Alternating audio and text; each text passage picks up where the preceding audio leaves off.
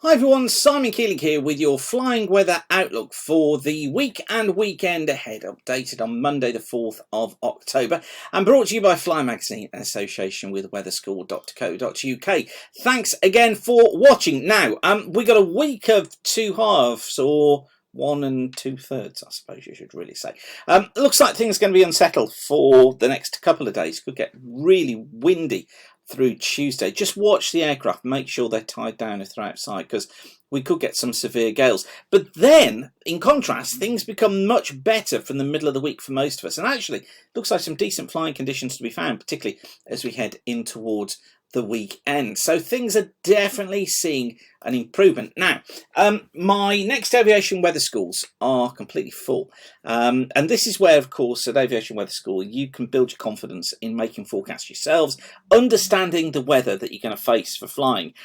Takes you way beyond the PPL, which, let's face it, is basically a tick box exercise. I'll show you what you really need to know about weather and flying in a really easy to understand format.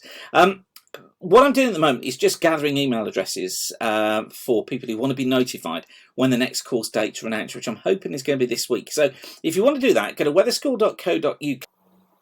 And this is the page that you'll see. If you go to the Contact Us form, click on Contact and just complete that form and just pop that over to me, then I'll make sure that you're notified as soon as the next course dates are announced. Also, while you're waiting, there's some freebies at the site. Just click on the freebies. There are various different videos and webinars and things like that that you can have a view of there. And also, if you're eager to get started, why not have a look at a Pilot's Guide to Scutees? That's my online pre-recorded course, which enables you over 3 hours to learn how to understand Scutees and forecast things like cloud bases, cloud tops, freezing levels, etc. And these are just brilliant little critters that will open the world of flying weather for you. Brilliant to do before you come to Aviation Weather School, or even if you've been, people have done it and still say they've learned a lot from that course, so that's there for you as well.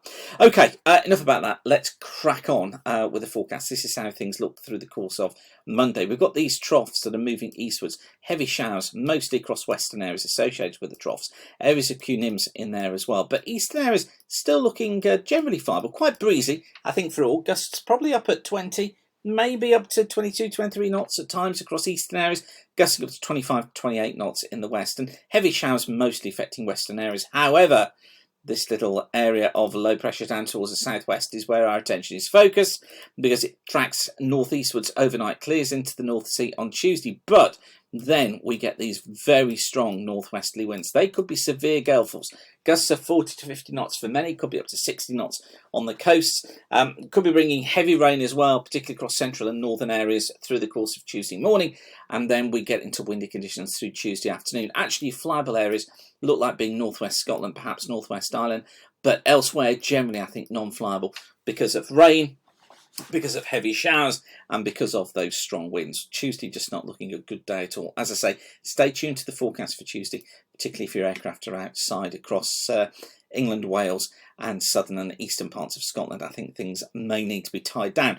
By contrast, Wednesday sees a ridge of high pressure building in. Here it is, this little N shape you see here. Warm front travels northwards across Western Ireland. That's good news.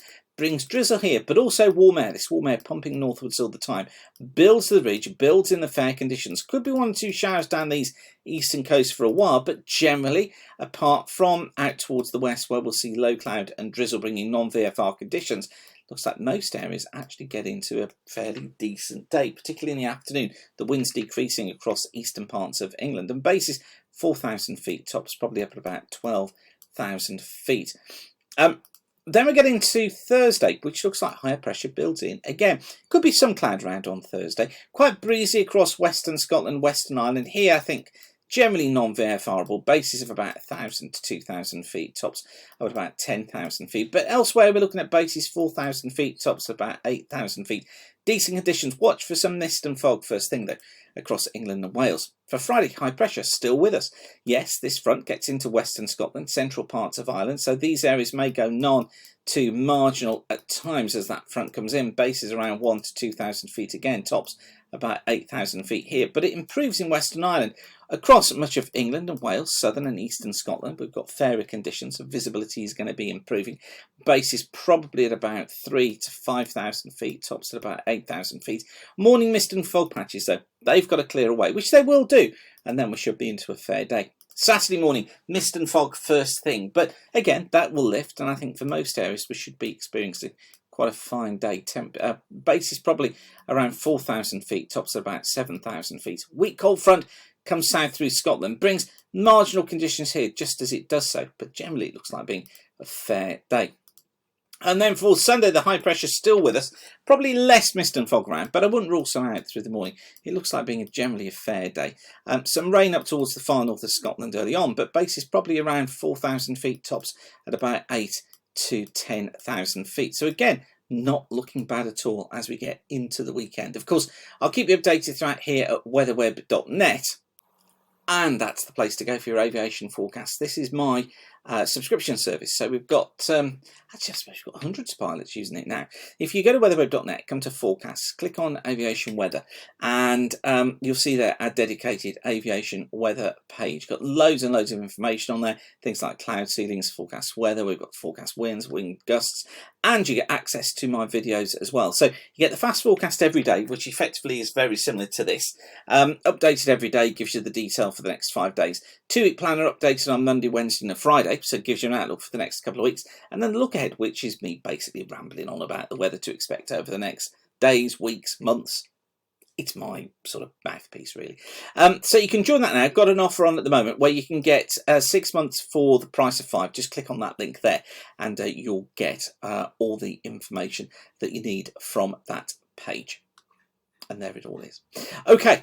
I'll leave you with that for now. Don't forget to send me across an email if you'd like to be notified of the next dates for Aviation Weather School Part 1. As I say, they're going to be announced, I think, this week. But for now, I will leave you with that. Have a great and a safe flying week. Get ready to fly in the second half of the week. Things looking much better then. I'll update the forecast again for you on Thursday, and of course be with the fly team on Thursday night. I'll leave you with that for now. Whatever you do, thanks again for watching. Keep the sun shining, and bye for now.